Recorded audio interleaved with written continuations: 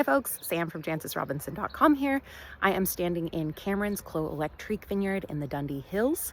I'm about to go taste a vertical from 2005 to 2023, and afterward we're going to talk with John Paul Cameron, who started Cameron Winery. There you go. All right, so today we just went through a vertical that was from 2005 to 2023, and it was Abbey Ridge Chardonnay. And I want to know what you would say to people who think that Chardonnay or white wine in general doesn't age as well as red. Well, they're wrong. And in fairness, it depends on the wine. We certainly make some wines here that aren't about aging. They're about drinking them when they're young and fresh. And but those wines are not Chardonnay. I think Chardonnay expresses terroir just as well as Pinot Noir does. It expresses it differently, but it definitely expresses it, especially if you don't inoculate it. You let the wild yeast help express the terroir from the vineyard that it's from. Use old neutral barrels. You let the wild yeast do the fermentation and then age it in the barrels on the yeast for 2 years. And I think that's how you really express terroir. Man, these wines, they have acidity, and so that carries them. But you gotta have the right fruit on the right plot of land and use the proper technique to do it. And I haven't invented anything here.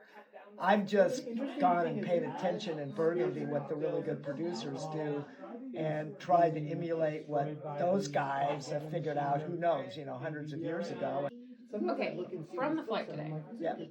what was your favorite vintage for drinking now, and which one would you want to sell it for a few more years? Well, definitely I would sell the 23 for a while. Yes. And the 21, I would definitely sell it. That's going to be an amazing wine as it comes along. And I liked the 18 that you were talking about. I'm not sure that ages as well because I'm afraid the alcohol will get in the way of it as it ages. So I would probably drink that more now. Yeah. A lot of those earlier ones, I think the 5 and 6, I think they're kind of there. One of the bottles of the the 5 and 6. 5 that we opened was a little, was getting a little bit oxidative, and it was still fine. Yeah. Okay, and God, the 8. I have no idea. I have no idea how long we sit on the 8. And I always hoped the 8 would be great, but I didn't know if it would be. It was super fun. You picked the Chardonnay after the Pinot, and I want to know what your opinion on picking in the Willamette Valley as far as Chardonnay goes is, because you're picking so much later than most people. Well, there are two things going on here. One is they have it wrong, and I've told them that, and they're used to me. But the other is, I think, honestly, now that most of the Willamette Valley is planted Dijon Chardonnays, I think they have that wrong too. The incredible clones are the old ones that were devised in Burgundy over hundreds of thousands of years at the same time Pinot Noir clones were. My heart goes out to them trying to make balanced wines that are sufficiently ripe out of the material that they have to work with. I think it's just difficult. And I know a lot of people probably think Dijon clones are the greatest, but until you have the experience of these clones in your cellar and the wines that they make, you don't really understand what you're up against. People are picking way too early. They're picking green fruit. And one of the things that I offered to them at the seminar that I gave was, come over and I will give you my Spring Mountain clone.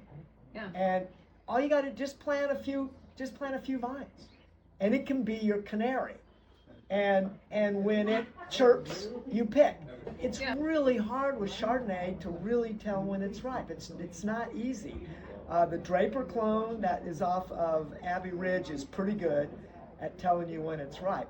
But a lot of these, it's not easy. They're sweet, they're acidic according to flavor, as with the Spring Mountain clone. When you get that muscat flavor, it's a random numbers table when you start comparing pH and Brix. It's all, from year to year, it's all over the board. Yeah. Chardonnay is in some ways, I think, a more difficult grape to make into wine than Pinot Noir is. I think it's a little bit, it holds its cards in close and doesn't share them with you. Whereas Pinot Noir, you go out in the vineyard and it can be pretty expressive and tell you when it's ready to go. And that 100 days thing for Pinot Noir is just magic. It's just, I mean, the Burgundians have been doing it for hundreds and hundreds of years. The 100 days thing is from bloom to harvest, right? 100 from full bloom, so you have to really be in tune with your vineyard. And there are a lot of winemakers who are not in the vineyard. Yeah. They're in the winery waiting for the grower to grow the grapes and bring the fruit to him. You have to be in the vineyard. When you get bloom, then you follow it. And when you get to full bloom, where like 90+% of your little flowers there have their little stamens showing, and some of them are already done blooming and are set. When you get to that, then you write down that date and you start counting. So then I know when I can go fishing in Alaska, and life is good. Okay, I have one more question for you. Yeah. And it is, who, other than John Thomas, is doing their farming and making the wine? That's the Burgundian model that I've been following since day one.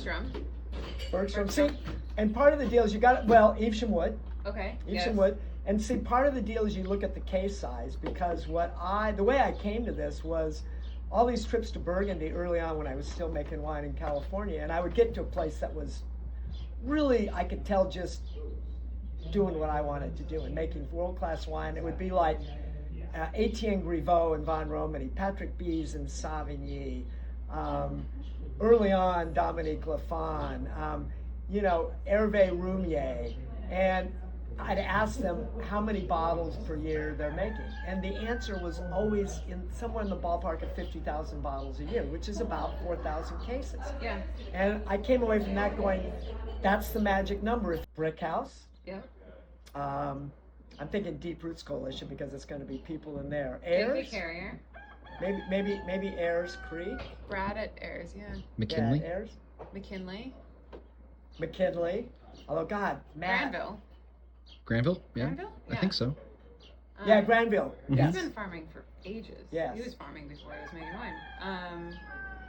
Anyway, it's a fairly short list. You notice that they're all making really honest wine. In Evesham Wood the other day, we were trying some of their wines, and Aaron Nuccio has taken it on, and he's taken on the Russ Rainey thing, and he's making terrific wine there. Yeah. And I think all these people you just mentioned, they're all making really honest, terroir-driven wines. Honest wines that you can write about happily, and that there's a story there that goes with it, because each of these has their own, they have their own little story that goes with what they're doing. It is much more compelling to write about wineries who are owned by people rather than corporations. That is absolutely true. And who are growing their own grapes, so they're in both places. They're out in the vineyard, they're in the cellar.